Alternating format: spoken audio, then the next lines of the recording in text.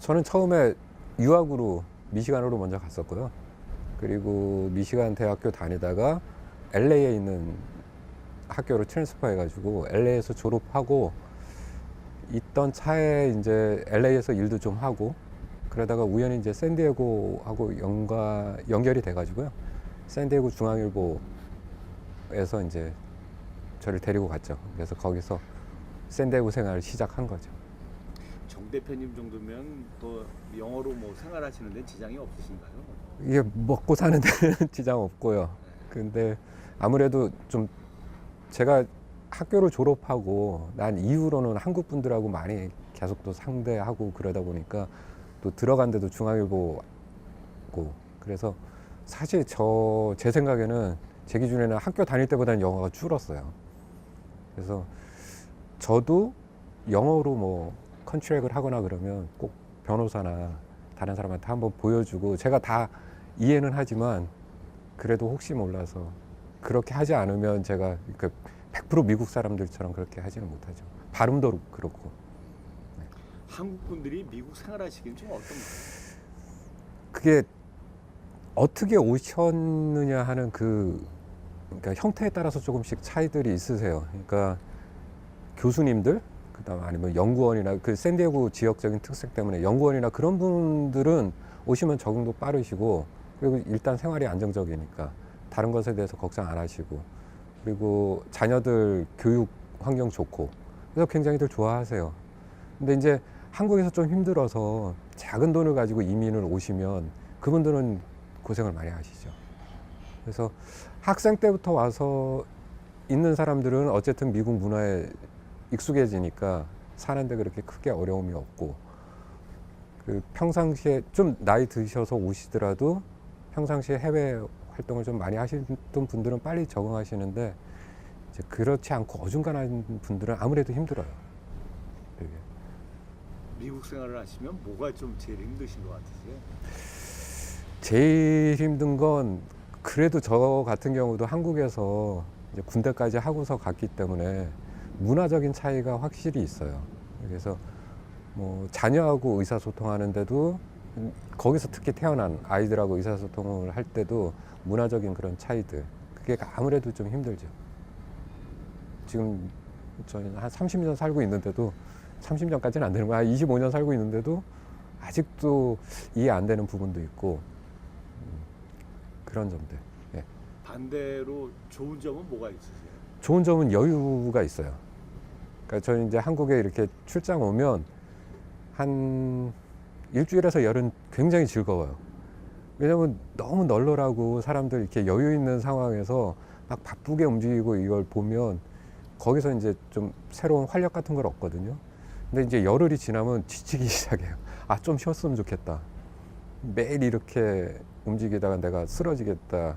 근데 한국에 계신 분들은 그걸 계속 하시는 거잖아요. 그래서 그런 부분은 미국이 아무래도 좀 여유롭죠. 그게 꼭 돈이 많고 뭐 적고를 떠나서 기본적으로 사람들이 여유로우니까 마음의 여유가 좀 더 있는 것 같아요. 미국 이민을 계획하시는 분들한테 뭐 하고 싶은 말씀 좀 있으세요? 저를 솔직히 그 미국 이민에 대해서 저는 그렇게 막 찬성하는 사람이 아니에요. 왜냐면 오셔서 고생하시는 분들을 너무 많이 봤기 때문에. 그래서 뭐 특히 IMF 이후에 한국에 있는 집 한 채 탁 그거 있었던 거 정리해가지고 뭐 그럼 한 뭐 1억에서 한 3억 사이 이렇게 갖고 들어오셨는데 그거 3년 내에 다 까먹고 돌아가시는 분들 많이 뵀거든요. 그러니까 특별한 기술이 있거나 아니면 학벌이 아주 뭐 자기 전공 분야에서 뛰어난 업적이 있거나 아니면 어느 회사나 어떤 단체에서 필요로 해서 초청을 받거나 그런 분들이 아닌 경우에 한국에 살기 힘들어서 미국에 오시는 분들은 미국도 살기 힘들어요. 근데 더구나 언어도 안 되잖아요. 그러니까 2배로 고생하시고 돌아가시는데 제가 왜 이민에 대해서 좀 부정적이냐면 그렇게 돌아가시는 분들은 어른들은 자기 선택이었는데 자녀들은 진짜 힘들어해요.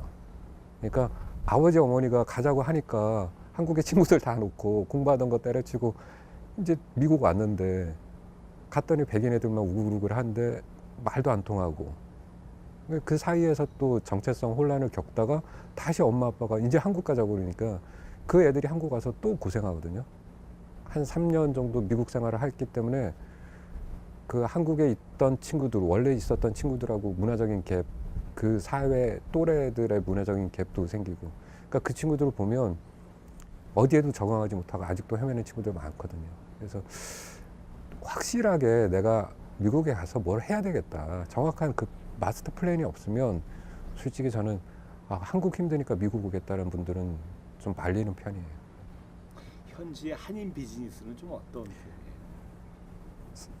샌디에고는 지역적인 특색이 그 멕시코하고 국경인데 그 멕시코에 이제 삼성, 현대, 과거에는 뭐 LG도 있었고 대우도 있었고 지금도 대우는 동부 디디캠으로 약간 이제 뭐 샌디에고는 떨어져 있지만 그런 빅 컴퍼니들 공장이 있고 그 공장들의 협력 업체들이 많이들 들어와 있어요. 그래서 샌디에고의 그 직업적인 분포를 보면 그쪽에 연관돼 있는 사업을 하시는 분들이 한 부류고요. 그 다음에 자영업자는 대부분 이제 뭐 식당들 하시고 세탁소들 많이 하시고 그런 분들. 그리고 나머지 한 부류가 이제 샌디에고가 그 어디야 샌프란시스코에 있는 그 실리콘밸리처럼 샌디에고가 그 커뮤니티 밸리가 있어요. 그래서 퀄컴도 있고 그래서 그쪽에 이제 전문인들, 박사님들이나 이런 전문 인력들, 그래서 그렇게 한 세 부류로 나눌 수 있을 것 같아요. 직업군은. 근데 한국에서도 마찬가지지만 역시 미국에서도 제일 고생하시는 분들은 자영업 하시는 분들 제일 고생하시죠. 그 샌디에고하고 어떤 비즈니스를 계획하시는 분들한테 예. 어떤 뭐 도움을 좀 주실 수 있는 부분이 있나요? 이게 샌디에고로 저도 이제 제가 하는 일이 무역업이다 보니까 가끔 이제 한국에서 아이템을 보내시는 분들이 계세요. 저한테 이거 어떻게 했냐, 한국에서 지금 뭐 대박이고 뭐 막 그렇게 해서 갖고 오시는데 뭐 가지고 직접 오시는 분들도 있고 이메일로 주시는 분들도 있고 근데 이게 일단 미국하고 뭘 하시려면 미국은 굉장히 느리다는 걸 먼저 아셔야 돼요. 그래서 한국처럼 관공서에 갔는데 아침에 들어가가지고 이 컴퓨터로 왜 툭툭툭 해가지고 나오는 그런 시스템이 아니에요. 그냥 관공서 가면 오늘 하루 버렸다. 그러고서 가셔야 되고, 그러고도, 그러니까 샌디에고나 이 미국에 계신 분들이 사업하면서 늘 하시는 말씀이 있어요. 돼야 되는 거다. 그러니까 될 듯 될 듯 안 되는 일들이 굉장히 많거든요. 그래서 그래도 내가 그 안 되는 동안 여유를 가지고 버틸 수 있는 힘이 있어야 돼요. 그러니까 마음적으로도 그렇고 경제적으로도 그렇고 그걸 버틸 수 있는 힘이 있어야 되고, 그 다음에 아이템적으로 보면 한국에서 뜬 아이템이라고 미국에서 뜨지 말라는 법은 없지만 그 확률이 되게 적어요. 그러니까 그 생각하는 거나 이런 게 굉장히 미국 애들하고 한국 애들하고 달라요. 아직까지도. 그렇게 샌디에고나 LA나 이런 대도시들은 그래도 그 아시아 쪽하고 접촉이 많거든요. 그렇게 많았는데도 불구하고 아직도 이 사람들 생각이 굉장히 보수적이에요. 그러니까 본인이 갖고 있는 생각을 그렇게 쉽게 안 바꿔요.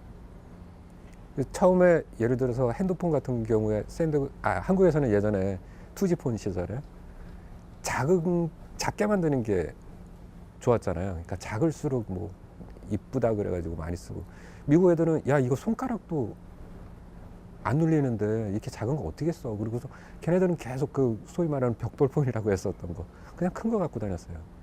그걸 안 바꿔요. 근데 최근에 이제 젊은 애들은 조금 뭐 아시아권 문화를 접한 애들은 뭐 2년에 한 번씩 전화기도 바꾸고 이렇게 하지, 아직도 나이 드신 분들은 전화기 하나 10년씩 써요 그냥. 그러니까 한국에서 이렇게 빠르게 변하는 그걸 가지고서 이렇게 변하니까 미국도 가능할 거야 라고 갖고 오시는 아이템들은 거의 90% 실패한다고 보셔야 될 거예요.